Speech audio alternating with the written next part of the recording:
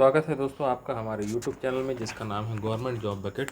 दोस्तों आज हम बात करने वाले हैं व्यापम मध्य प्रदेश व्यापम कर्मचारी चयन आयोग द्वारा जारी पुलिस भर्ती आरक्षक संवर्ग के बारे में। ये जो पोस्ट आई है ये 26/6/2023 को आई है और इसकी ऑनलाइन आवेदन भरने की तिथि 26/6/2023 है और ऑनलाइन आवेदन भरने की अंतिम तिथि 10/7/2023 है।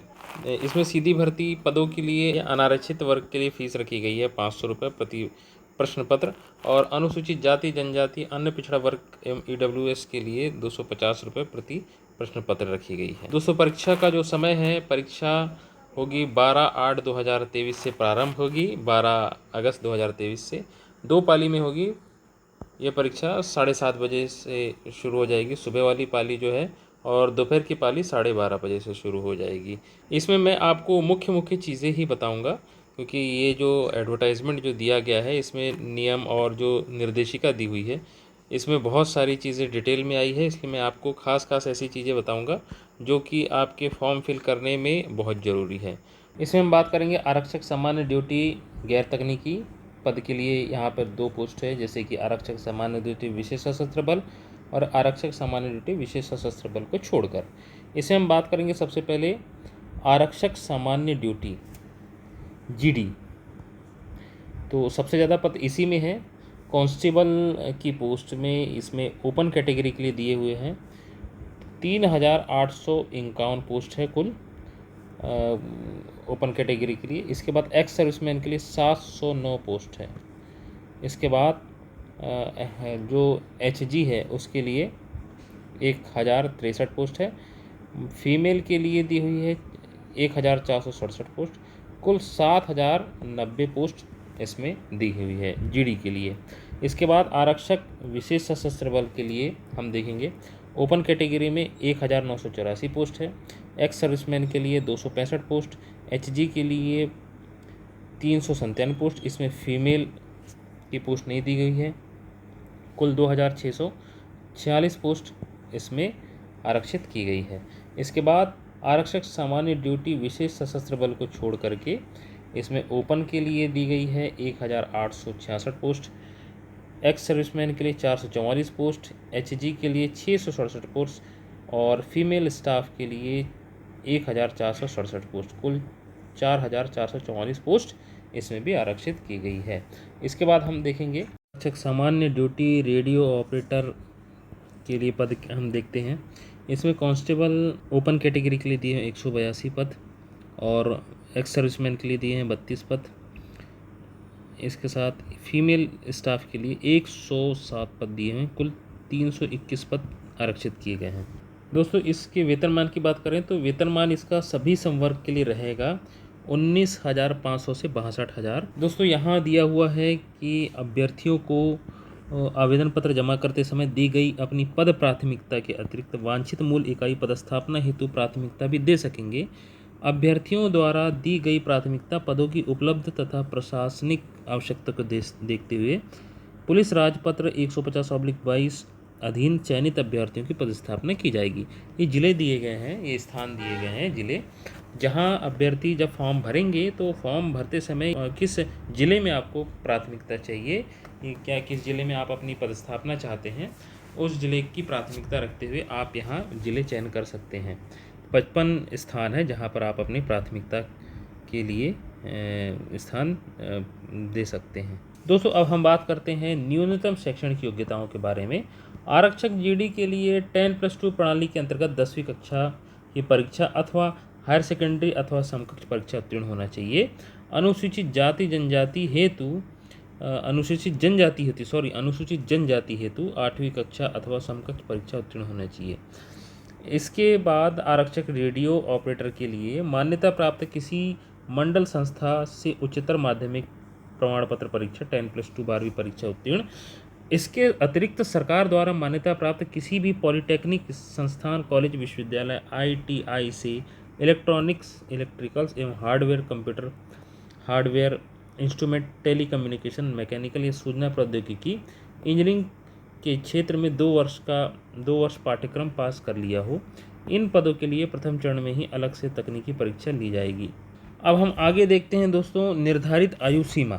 निर्धारित आयु सीमा में हम देखते हैं कि पुरुष वर्ग के लिए मध्य प्रदेश के अनारक्षित पुरुष वर्ग हैं, इनके लिए कुल 36 वर्ष दिया हुआ है।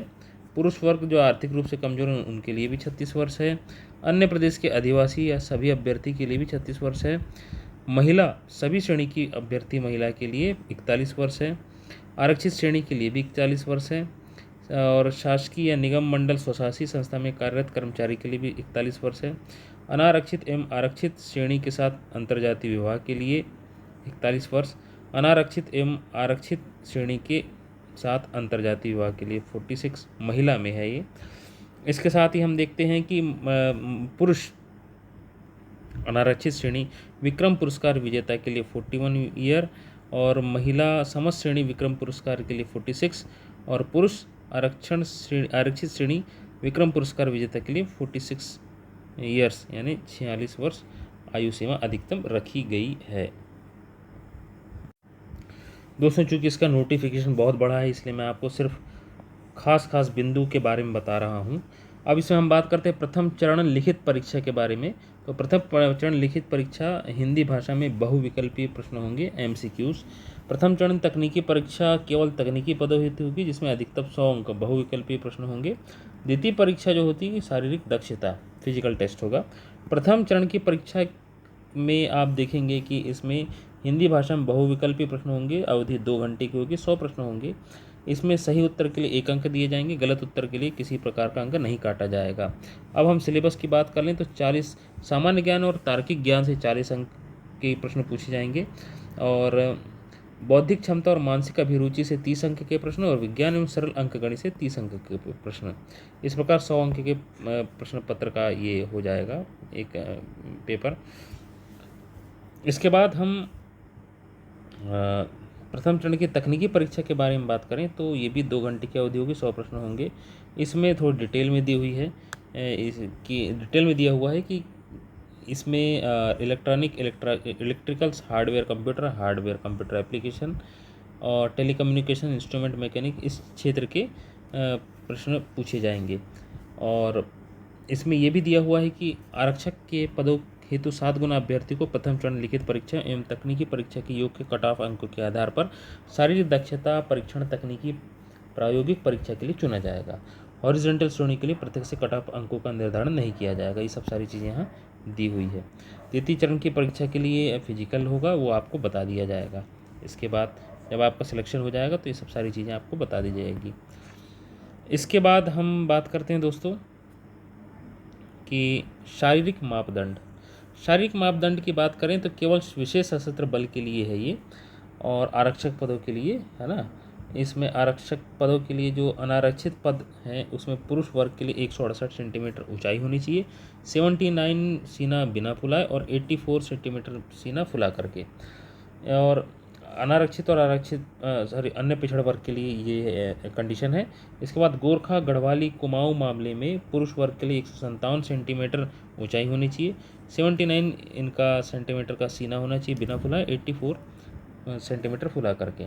मराठा अनुसूचित जाति अनुसूचित जनजाति के लिए पुरुष वर्ग के लिए 165 सेंटीमीटर ऊंचाई होनी चाहिए और सीना बिना फुलाए सीना 79 सेंटीमीटर फुला करके 84 सेंटीमीटर होना चाहिए।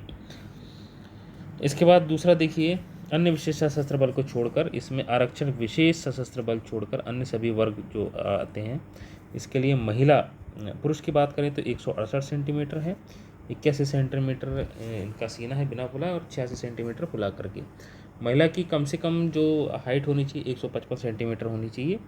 आरक्षक विशेष सशस्त्र बल को छोड़कर अनुसूचित जनजाति के लिए 160 सेंटीमीटर पुरुष वर्ग के लिए इसमें ऊंचाई रखी गई है, 76 सेंटीमीटर बिना फुलाए सीना और 81 सेंटीमीटर फुलाकर।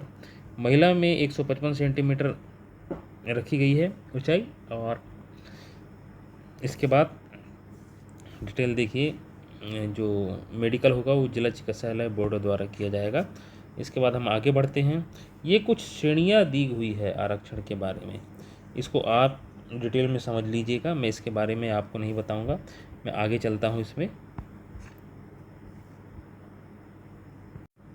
इसमें एक बात और भी है, यात्रा किराया यात्रा भत्ता जो कहते हैं लिखित परीक्षा एवं शारीरिक दक्षता परीक्षण आदि में सम्मिलित होने पर केवल अनुसूचित जाति, अनुसूचित जनजाति, अन्य पिछड़ा वर्ग के अभ्यर्थियों को शासन के आदेशानुसार वास्तविक यात्रा किराया दिया जाएगा। ये एक पॉइंट है, इसे आप ध्यान रखिएगा फॉर्म भरते समय। इसके लिए आप बैंक खाते की पासबुक प्रथम पृष्ठ की फ़ोटोकॉपी साथ में लेकर आएँ, ऐसा उन्होंने इसमें उल्लेख किया है। दोस्तों, इसमें शारीरिक दक्षता पीपीटी अधिकतम शारीरिक दक्षता परीक्षण जो कि फिजिकल प्रोफिशिएंसी टेस्ट होता है, इसमें अधिकतम 100 अंक दिए जाएंगे। पुरुषों के लिए गोला फेंक के गोले का वजन 7.26 किलोग्राम है। महिलाओं के लिए गोला फेंक गोले का वजन 4 किलोग्राम है। और 800 मीटर दौड़ हेतु एक अवसर पर, लंबी कूद एवं गोला फेंक हेतु 3-3 अवसर प्रत्येक के प्रदान किए जाएंगे।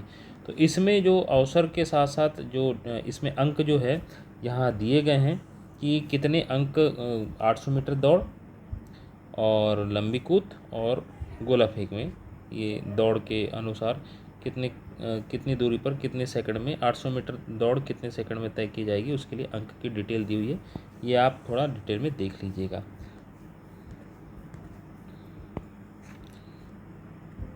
सेम वही चीज़ें हैं, आपको एक बार इसको सरसरी निगाह एक बार अच्छे से पढ़ना पड़ेगा। तो आप ये पूरा एक बार देख लेंगे। महिला वर्ग के लिए कितने अंक हैं, अंक कितने हैं, कितने देर में आपको तय करना है दूरी, और लंबी कूद पर कितनी दूरी पर आपका वो लंबी कूद होती है या गोला कितनी दूरी पर आपका फेंका जाता है, उसके अनुसार यहाँ अंक दिए गए हैं। दोस्तों, इसमें ऑनलाइन परीक्षा केंद्र जो हैं वो 13 जगह पर है। भोपाल, इंदौर, जबलपुर, ग्वालियर, उज्जैन, नीमच, रतलाम, सागर, सतना, खंडवा, सीधी, बालाघाट और रीवा। तो इसमें आप अपनी सुविधा अनुसार ऑनलाइन परीक्षा केंद्र का चयन कर सकते हैं। तो दोस्तों, कैसा लगा हमारा ये वीडियो और कैसी लगी ये हमारी जानकारी, ये प्लीज़ आप कमेंट में बताइएगा। और जल्दी से जल्दी अपना फॉर्म सबमिट करें और एग्ज़ाम की तैयारी करें। Best of luck. Thank you दोस्तों।